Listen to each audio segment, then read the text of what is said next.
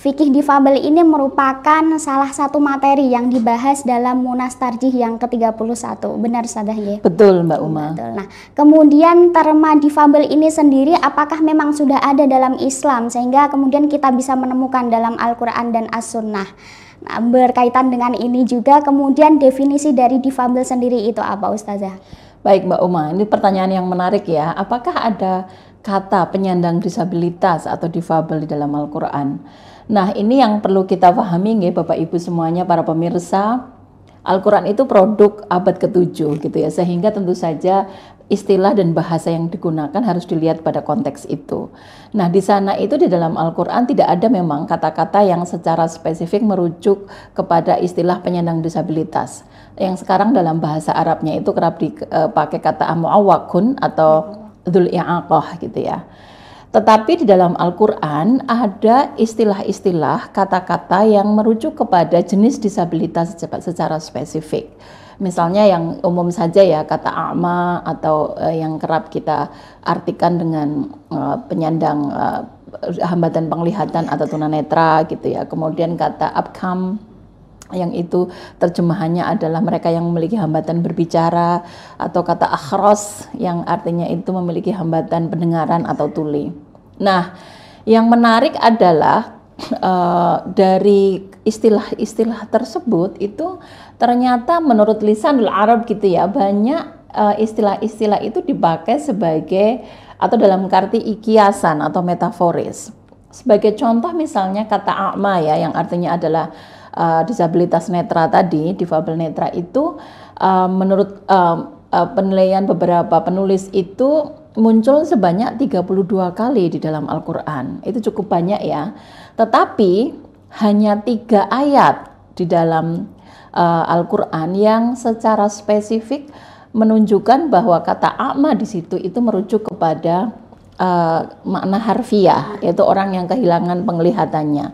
Nah, sisanya itu lebih dipakai untuk merujuk kepada mereka yang tadi tidak bisa melihat misalnya tanda-tanda atau petunjuk Allah, tidak bisa melihat petunjuk kebenaran, misalnya itu. Sama ini dengan kata abkam tadi yang kita terjemahkan sebagai difabel tidak bisa berkomunikasi, atau mungkin bahasa yang lebih umum di masyarakat itu bisu gitu ya. Nah, kata ini muncul 6 kali di dalam Al-Quran gitu ya. Tetapi sekali lagi sama dengan kata a'ma tadi, dari kata-kata yang 6 kali tersebut itu hampir tidak ada yang maknanya itu harfiah.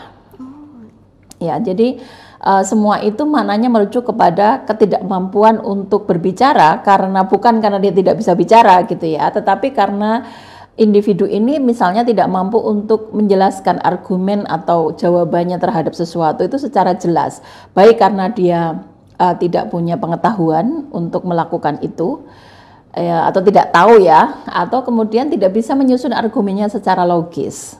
Nah, ini pemakaian kata-kata itu di dalam Al-Quran.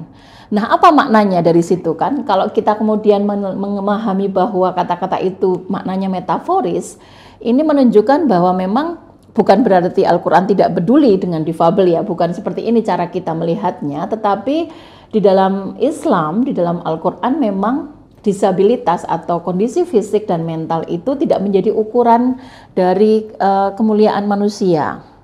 Sebagaimana sering kita dengar, kita kan sudah sering mengatakan ayat ini ya, inna akramakum 'indallahi atqakum. Manusia itu, orang muslim itu dinilai berdasarkan ketakwaannya. Apakah dia difabel atau tidak pengaruh kan gitu. Nah, ini yang harus kita sikapi. Kemudian tadi kalau Mbak Umaroh bertanya tentang definisi. Nah, ini perbincangannya banyak ya Mbak kalau ngomong tentang definisi ini. Dalam fikih ini kita menggunakan istilah difabel. Karena apa? Karena kita ingin memberikan makna dan konotasi yang positif. Difabel itu kan sebenarnya diambil dari different ability gitu kalau bahasa Inggrisnya ya, atau mereka yang memiliki kemampuan yang berbeda. Nah, kemampuan yang berbeda ini sebenarnya kita pakai untuk menunjukkan bahwa atau untuk menjawab stigma dan juga apa ya, pendapat masyarakat secara umum yang melihat difabel itu tidak mampu gitu. Nah, dengan difabel ini kita mengatakan bahwa mereka itu mampu, cuman mungkin cara kemampuannya itu berbeda. Nah, ini yang membuat kita memakai kata itu. Sekali lagi, istilah itu penting ya untuk membentuk persepsi dan juga pemahaman masyarakat. Jadi kalau kita membuat atau menggunakan istilah yang positif, maka itu akan juga memberikan persepsi yang positif, menumbuhkan persepsi yang positif di masyarakat. Oke, baik Ustazah, menarik sekali ya. Jadi difabel itu, istilah difabel di dalam Al-Quran tadi ada makna harfiah yang memang merujuk pada fisik, kemudian ada makna metaforis.